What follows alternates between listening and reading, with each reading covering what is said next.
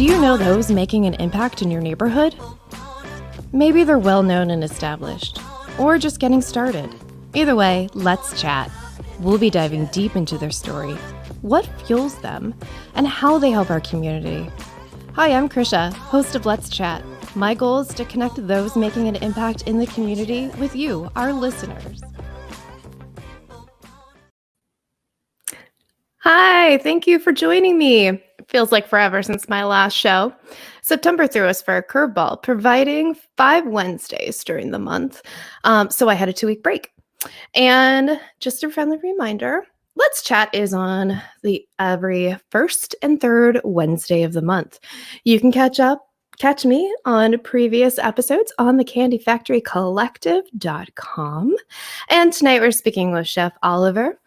This man has a heart of gold like no other. He was born in Liberia. His family made their way to the United States around the age of 5, and then they made their way to Lancaster around the age of 10. This talented McCaskey grad and private chef has created quite a name for himself, and he recently rebranded his business to Homage, Cuisines of the Western African Diaspora. Welcome, Chef. Hello. Hey. Definitely glad to be here. Thank you. Okay, how bad did I butcher it? Did I do okay? You actually did pretty well. Yay! Practice makes perfect. Yes. So does a little bit of wine. Yes. So thank you so much for joining me tonight. I am so excited to learn more about you. And I know a lot of you are you're kind of like a legacy here in Lancaster for your heart. And I appreciate everything that you're doing. So I can't wait to dive in. So let's start off with going back to the April-March shutdown. So walk me through it. You're watching 90% of your business come to an abrupt halt and essentially cancel, right? Yeah. So, actually the following weekend, which was like the weekend prior to St. Patty's Day, I was in Pittsburgh with my fiance, and literally everything started getting shut down I believe it was that Saturday. We actually had a couple events to go to, and it was literally got shut 5 hours prior to, yeah. So when I got back Monday, I actually had my calendar was actually packed with a bunch of different events. I had some weddings. I had a lot of festivals in the spring, kind of like Veg Fest, a bunch of other things. And I do a lot of Veg Fest, not Lancaster, but just throughout the state. So all those things started getting canceling. I actually had a wedding that Friday, that St. Patty's week, that Friday. It was because that's when the governor, I think he had implemented. I forget what the capacity was. Pretty much everything was shot. So I was like, oh my gosh. I'm pretty much not going to have any business. Yeah, seriously. So what kind of panic sets in? What does that feel like? I actually wasn't too panicked. I just kind of laid in my bed, looked at the ceiling, and one thing was 90% of my business was events. So 10% actually do retail in Lemon Street Market. Yeah. So I do anything from to-go meals, to juices, to sweet bread, frozen soups. So I was like, well, I already do that anyway. Why don't I just turn that into a meal delivery service? Yes. And also a pickup service as well if somebody didn't want their food delivered. So it was a pretty easy transition. So that was a Tuesday. That was actually St. Patty's Day, which is my birthday. Happy belated birthday. Yeah. So I was just like, okay, let me gather some things. And I actually started it, if I'm not mistaken, it was either that Wednesday or Thursday when I started implementing. I put a menu out on social media, and I just ran with it, and they just started taking off. So I did that. I was doing that for about 2 weeks. Yeah. Have you ever created something and implemented it so quickly in your life? No. There you go. It was going really well. I was like, why did I think about this before? Yeah. So fast forward 2 weeks, it's going really well. Yeah. Then I started thinking about, obviously, it's COVID. A lot of people losing their jobs. And even pre-COVID, there's people who are still in bad financial situations. So I was like, how can I reach that demographic so their meals can be paid for? So then that's when I was like, well, let me start a GoFundMe page. You're like, wow, thanks, universe. Two good ideas. I was like, so I started a GoFundMe page, and I think I just had like, my goal was like $2,000. And I wasn't even, I was like, I'll be lucky if I hit that. Yeah. And I think up to date now, it's a creeping to like 6,000. I think so. Yeah, I checked it the other day, and I think, I mean, you're still having people donate, right? Yeah. Like, it's still having some activity on that. Exactly. So people were doing it. People would like pay for their meals, Right? and then sometimes just pay it forward with some additional money, or some people was just literally just donating money into the fund. Yeah, that's amazing. And then during that time, so I was able to feed some families. I linked up with I think it's Give Hope. Hope I'm not butchering that organization. And I started with some families, and I probably did that for about a couple months. Like on a weekly basis, delivering to the families. I linked up with the YWCA. They have a women's and children's shelter. Yes. Which I have done that, I think, about 4 or 5 times. Meals to them. I think it's like 50 people in that shelter. So yeah. Do you have any idea of how many meals you've gifted? Yeah, I was keeping track. I kind of like lost it, but it's definitely over like probably $4,500, because my meals were basically like $10. I mean, some a little more, but basically a donation of $10 would feed a family. Yeah. I love feed a family, but feed an individual. Provide a meal for. Provide a meal for sure. So it's been really good, and people have been really generous. Like I said, providing that, and like I said, it just took a village. You know? It does. So I'm glad I was that vessel to make things happen. So. Thank you for being part of that voice too. Yeah. Appreciate that. You're welcome. What was your biggest takeaway from that time? Maybe it was just that.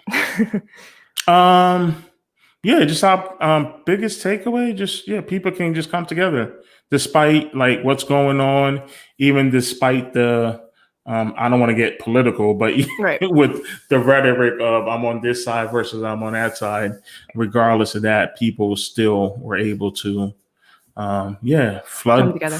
Come together and flood. And I was like, cool, I'll make sure that I'm honest about the money that I'm getting, and I'm doing something with it. Yeah. So. Help is help. And help is help. That. So you made a big impact. And I'm going to do a little plug here for Encourage Lancaster. I was really excited that we got to help support you as well when we were on a mission to try to help save the local businesses and entrepreneurs and give voice to those little guys, the solo entrepreneurs that at that time, I think it's just that panic was terrifying, but also beautiful things have come. And so we thank you and glad that you're still around.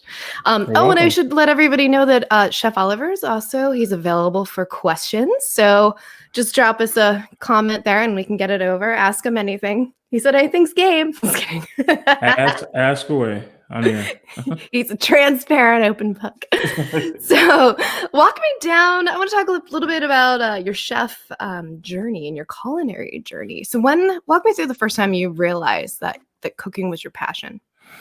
Wow. Cooking was my passion. Well, let's head back a little bit. When I was younger, I'm talking about like grade school. Yeah. I would cook for my younger brother. Yeah, just my mom would be working, so I would just make meals for my younger brother, and literally that's how I got into cooking. Nice. I wouldn't even say it was a passion. I needed to live. I needed to eat. Right. It was essential. Yes. Yes. Right. So fast forward to high school. I'm about to enter my senior year of high school, and I have no idea actually what I wanted to do for a profession. So I was actually a little worried that I didn't know what I wanted to do for a profession. That's not So uncommon. So at that time, and I think they still do, they have Votex. Yes. Yes. So so I chose to go to Willow Street Votech because that's, I think back then, like depending on your high school and the closest Votech, that's where you went. So I chose culinary, and I only chose culinary because once again, that's all I did was cook in the house. I worked at like fast food places during high school. So I only chose that because that's what I was familiar with. I wasn't even thinking about it being a career. I know I didn't do cabinetry. I know I didn't do masonry. Me So I was neither. like, I know that. I'm familiar with that. I'll do that. So so then the course started, got into the course, and actually it was the chef. It was a chef instructor that just blew my mind. Like he was like just gung ho. I mean, he was so immersed in it, and I just soaked all that up. Passion. You You know, could feel it. passion. Yeah. So I don't know if it would have the same thing, the same effect would have happened if it was another instructor. Yeah. I don't know, but I mean, yeah, it was just crazy. So now all of a sudden, now I'm watching now this is pre Food Network. Right. Oh, that's a good point. Oh my gosh. Oh, we're showing our age. Ooh, So I wasn't as spoiled. So I remember like PBS had some cooking shows. Yes, they did. And it was like the TLC channel. So, and it was like certain parts throughout the day. So it wasn't like, once again, we didn't have this 24-hour food network show. So I would watch like Julia Child, Martin Yin, the great chefs of the East, great chefs. And then of course I started reading like publications, like magazines, cookbooks. So like your Bon Appetit, your Gourmet, your, I mean, you name it. Like I was reading it. I just became a sponge on everything. That you just triggered a memory for me. My parents had, I think it's called the Moosewood Cookbook. It's like this hippie cookbook that my parents had from the 70s. I don't know if you've ever seen it. I'll have to show you too. I don't think I've seen no. Oh, it's like that, you know, like it just kind of triggers that one memory. My mom makes all these different recipes from it. And it was just like that brings me back to being like 7 or 8 or 10.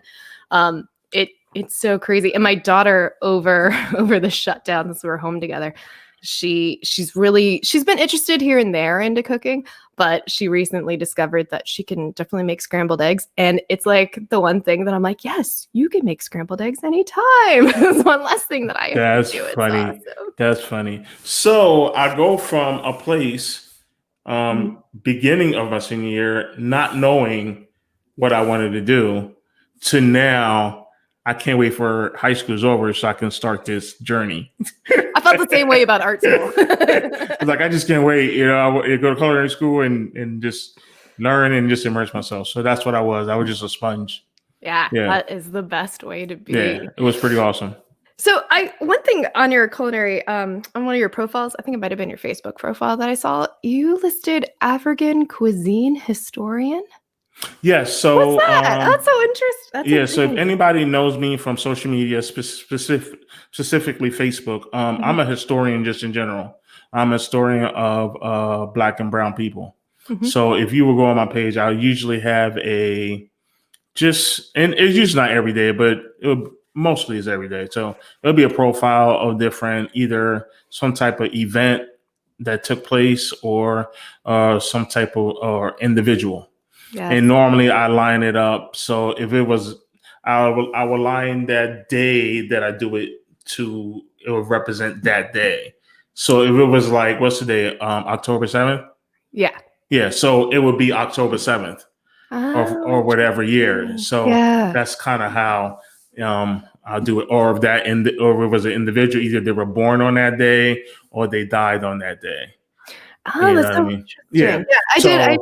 I noticed that, but I just wanted to so with that, being a historian and then of course being a lover of food, it was just a perfect marriage now to start implementing the food part of it. And you literally just start that probably like a year or so ago. That's why I changed my my branding. And that was actually due to are you familiar with the Lancaster Community Foundation? Oh, of course, yeah. Okay, so last September of 2019, I was selected with 6 other people as a Baldwin Fellow. The Oh, Baldwin Leadership. I don't know if you're familiar with the Baldwin Leadership. yes, Every 2 yes. years, 7 people are chosen. So I was one of those 7 chosen, and my project was called Going Back Home. Oh, that's awesome. So not just in a physical sense, but also in a mental, emotional sense. So basically, that's where the diaspora was birthed. Gotcha. From that. Oh, that's good. I like that. Oh, there's so much you could do with that. I'm just thinking like on the marketing side, I'm like, oh man, there's so many different areas. We'll talk later about that. Like, Yes. the creative in me, that gets me going too. And it's just that, I think it's that energy pull. And just like how I thought about the Moosewood cookbook, I'm pretty sure I'm saying it right. Are there any certain smells that trigger or connect you back to maybe your homeland or your family or take you back to that time? Smells. Man, it's got to be palm.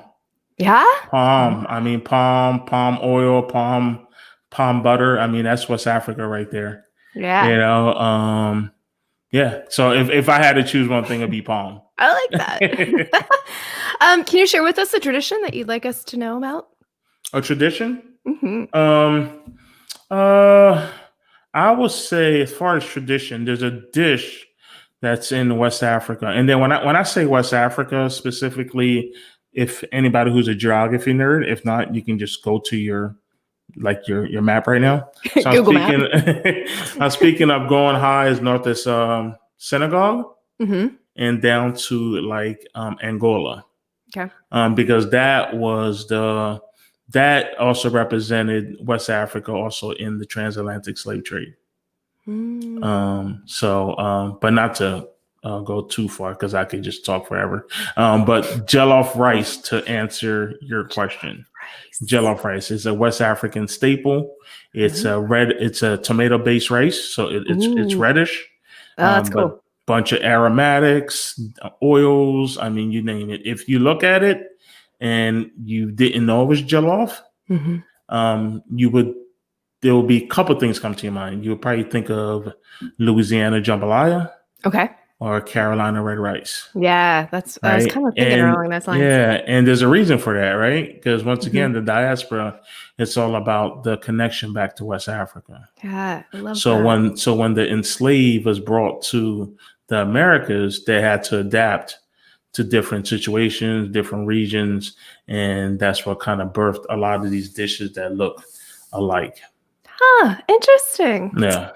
Oh man, I'm learning so much. It's good. I like that. The day you stop learning is the day that you should just lay down and put it away. Do you have any advice for younger generations who discover they have a passion, and how can they get into it? You mean far as culinary? Yeah, for culinary or just even cooking. Well, as far as culinary cooking, I would say don't let Food Network and all these other cooking shows fool you. Yeah, hype that expectation. Well, not even expectations, because when you look at it, like they try to promote culinary as glamorous, and it could be glamorous, but it's also hard work, right? And when you look at these celebrity chefs, it doesn't portray that. It doesn't portray like when you get into the kitchen, you might be working 12 plus hours a day. Yes. You know what I mean? So you might be working every weekend. Yes. You might be working those days as those Mother Days or Valentine's Days, New Year's Eve, Thanksgiving, all those holidays that you used to enjoy. Yeah. You're going to be cooking in the kitchen and watching other people enjoy you cooking.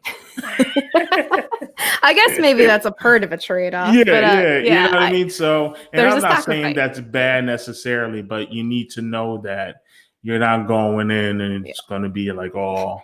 You're not coming in, it's like boom, and then you're like, and also, and you when you come from culinary school, even if you don't go to culinary school, that you're not just going to be the head chef right away.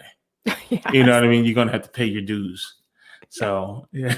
Very true. Yeah, you're not going to walk in. It's like people just walk in. They walk in. I mean, I'm just going to own the place right after that. I mean, unless you become an entrepreneur right away and you want to own your own stuff, and then maybe that's a different story. Which is one thing I wish that would have taught us a lot. Because coming from culinary aspect, it's like you got to work for this restaurant or that restaurant, or work for that chef or this chef. And so I wish I would have had the entrepreneurial mindset at an earlier age.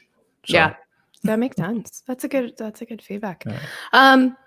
And how can we help younger generations or even kids just become more experienced with different cultures? Is there like an easy way to get them into like cooking, or what do you suggest for maybe even restaurants, or just where do we start?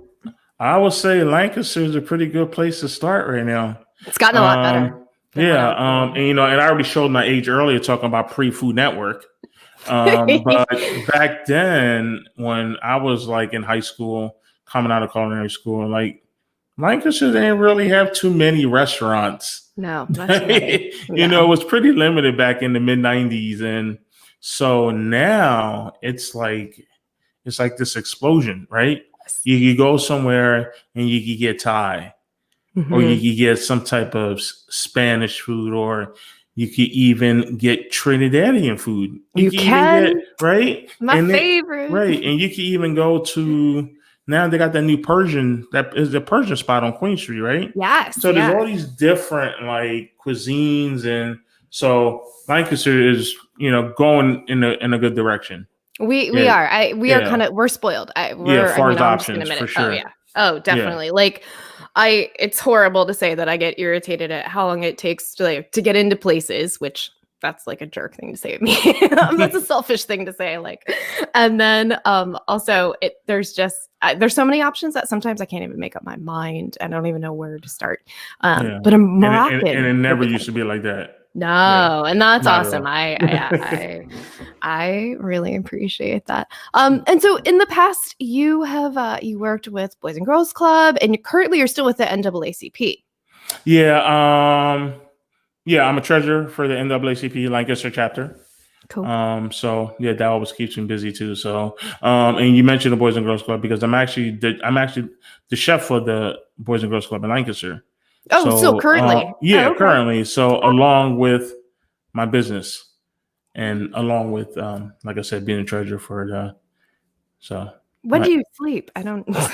I set a time. That's good. Self-care is very important, chef. Self-care is very important for sure. So. Well, I'm really very appreciative of you taking the time to join me tonight, because I'm sure, Wednesday night there's lots of stuff to do.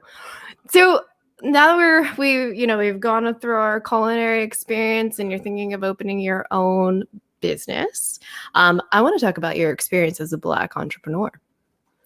As a Black entrepreneur, let me see. Culinary services I started.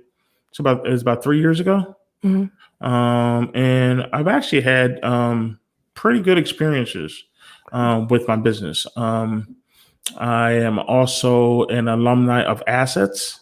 So I went through a couple of their programs. So I can't say for me per se, I really had any issues as being a Black entrepreneur. Okay. But obviously I know that's out there. Yeah. So I know a lot of times when people state Black Lives Matter, it's not just about police brutality or social injustice. It's also about, do you support Black businesses as well? Because that's all about Black and Brown Lives Mattering too. You know what I mean? So so are you? Yeah, so and not just now in this interim of I don't want to call it a phase, but that it's at the top of our mind. All the time. Needs to continue. It wouldn't be any different if it was it was a business that was run by women. You know what I mean? So we want to support them as well. Absolutely. But let me get into, so like I said, 3 years ago I started culinary services. And then like I said, within the past year, I started going towards the diaspora because the whole part of that was to pay homage to our enslaved ancestors. right? So once again, I talk about Africa, about the geography, and it's basically about a forced migration, the transatlantic slave trade. So our enslaved that were taken from West Africa to the Americas, right? So the American South, the Caribbean, South America, Yes. Central America. So with that and the influences our enslaved brought to those areas through food. Obviously, we can speak on other aspects of life too, but I'm more focused on food and what Me they too. brought to it. And then also more important is the connection back to West Africa. So I mentioned jollof a little bit ago, but just little things like cassava, yuca, which is basically the same thing, just different names, plantains that you will see in the Caribbean. This is a linkage back to West Africa because that's the same thing we cook with. Or or you go into the American South. There's so many different dishes and ingredients that is a reflection of West Africa.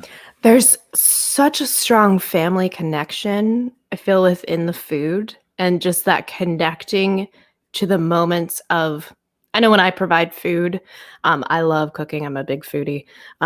It's that like gift that I'm giving and those memories that we're creating. Food is that bridge. It is. Food is that bridge. It definitely is. Yeah. Yeah. Well, and I feel like COVID, unfortunately, it made it a lot stronger for you. I mean, you bridged so many people. It's horrible that a disease had to do that to us, or bring us together like that. But it really, truly did. And I'm glad and I'm proud of my city to hear that you've been treated fairly in Lancaster. That is good. As a society, is there anything that we need to know, or you feel that we should hear coming from as a Black entrepreneur? As far as just social justice in general? Yeah. And when it comes to business. Yeah, like it comes to business. Like I said, just it almost has to be like I said earlier, just patronize Black businesses because it almost has to be a conscious thought. Yes. Right. And you know what I mean? Because it's easy to just go to, let's say, Walmart or go to any where you get your hair done, for your nails, your salon. It's so easy to not think about that. It has to be a conscious thought. And I'm not just saying that just even for non-Black people, but even for Black folks as well, because we're in a society that is easy to kind of forget about that. Yes. Forget about the little people, the smaller businesses. So it almost has to be a conscious thought. Yeah, like every day. Okay, today I'm going to go shop at this place or that place. So how can I impact and improve my community and sustain my community? Because exactly all these various restaurants wouldn't come with if there wasn't sustainability. Yeah, like for sure. Yeah. Yep. So was there ever a time that you wanted to pack it up and walk away from your business? From my business? Or having a business? It's hard. It's hard being a business owner. No, there wasn't a time. Good. There wasn't a time. I'm right now. I'm just looking to build. I'm looking at maybe possibly getting some like a food truck or a food trailer. Oh yeah, that'd be awesome. Possibly looking at getting some market stands. So I'm actually looking to build because I have to spread the word of the diaspora. You do. And I keep going back to that because a lot of people sometimes don't think they know about West African food. They think they don't know. But if you ever go to Flora's, or Callaloo, there's touches or Caribbean Breeze, and I can name a bunch of different establishment, you're eating the West African diaspora. That's so true. I never really thought of it that way. Do you know what I mean? Like you're eating it, but it's not a thought. So it's all about education as well. I like that. So very cool. And how do we order from you? How do we order from you for right now? And it's funny because the one part of being a business owner is that you kind of have to learn other things than your actual craft. Really? Right? And I hate that because I know how to cook. So What? I'm actually working with somebody who's taking over my social media and my Good. website. Yes. And Outsource she's actually it. going to be implementing an ordering porter, because right Yeah. now is basically just hit me up on social media and let me know what you need and I get it to you. So, and which is okay, but I know it's not necessarily the best customer Yeah. friendly Yeah. way to do it for both sides. So I don't have to try to remember a bunch of thousand things in my head. Mm-hmm. And obviously from a customer point of view, it'll be a lot more easier. Yeah. So, but for right now, yeah, That's just good. hit me up on social media Good. until I'm glad. until I'm until glad. we get that Good. polished. I think you'll find in the end that that allows you to really hone in and focus on the food way more than Yes, for you sure. know. Yeah. It's nice.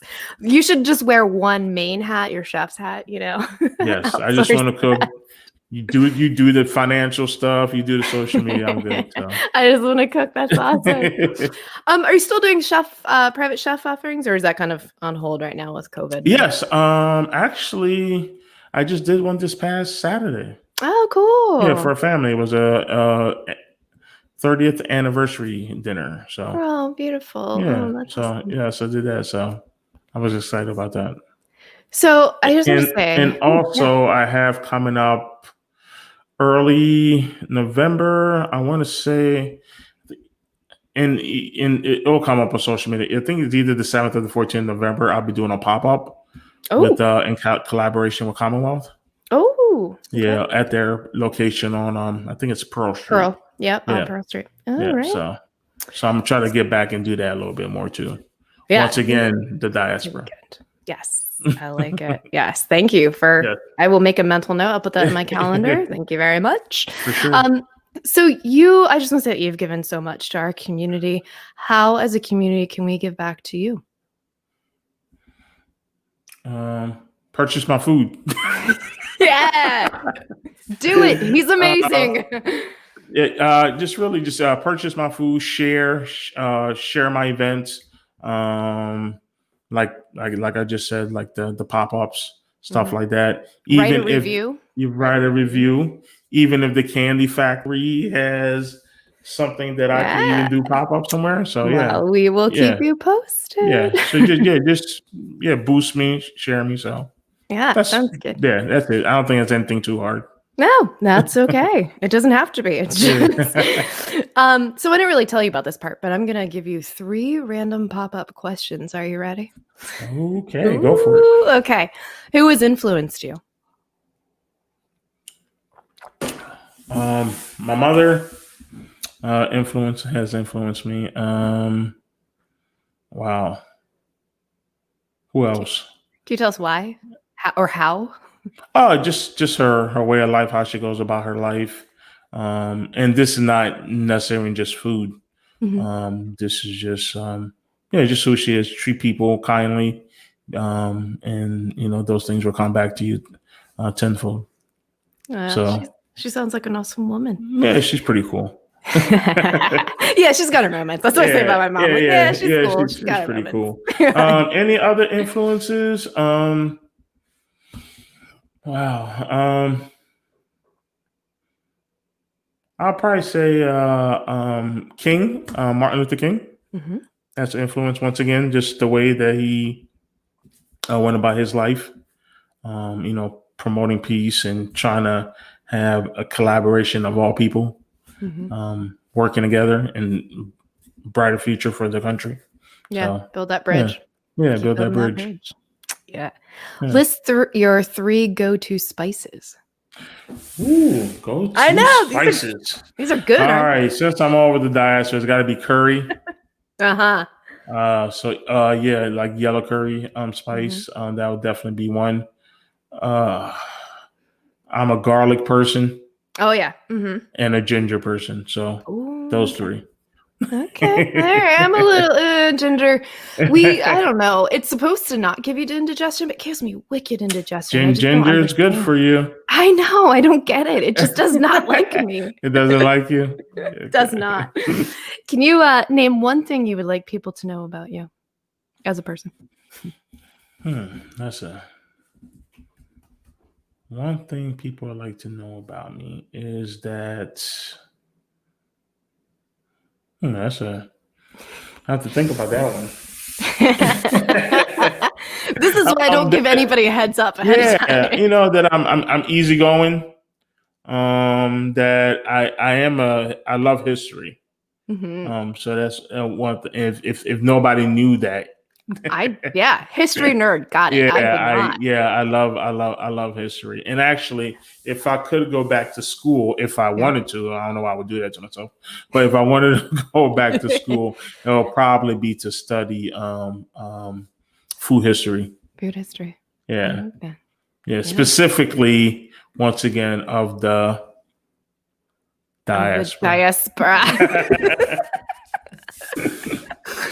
Oh, she's funny. Oh, thank you, sir. That was awesome. I really appreciate you joining me tonight. And I look forward to you making more of the banana bread pudding because that was amazing. When did you have the pudding? Well, so PK brought it by the candy factory. She brought extra. I tasted it. It was awesome. I just want to lather it on myself, and I was good. It was really good. I'm gonna have to bring you my ginger pineapple juice one day. Okay. See if I can convert you. All right. I will take any food. If you need taste testers, I'm your girl. You're there. Okay. Yes, awesome. In a heartbeat, I will do it. Thank you so much. I appreciate you coming on my show. Well, thank you for having me. Thank you. Have a wonderful night. You too. Yeah. Let's Chat is a proud member of the Candy Factory Collective. You can find the show streaming on YouTube, Facebook, Twitch, and LinkedIn. And you can subscribe to the audio version anywhere you get your podcasts. Krisha Martzel is a photographer who believes in the power of women, the power of seeing yourself in a true, authentic, beautiful way through boudoir photography. She's the owner of Krisha Lynn Photography, a daily wear of the color black, foodie, and podcast lover. Let's Chat is produced by the Candy Factory Collective at the Candy Factory Co-working Campus in Lancaster, PA. Production support by Anna Tran, administrative support by Ann Kirby, Ariana Henderson, Robert Diggs, and Jason Mundoff. Notes and links can be found on the show post at our website, candyfactorycollective.com. Candy Factory Collective.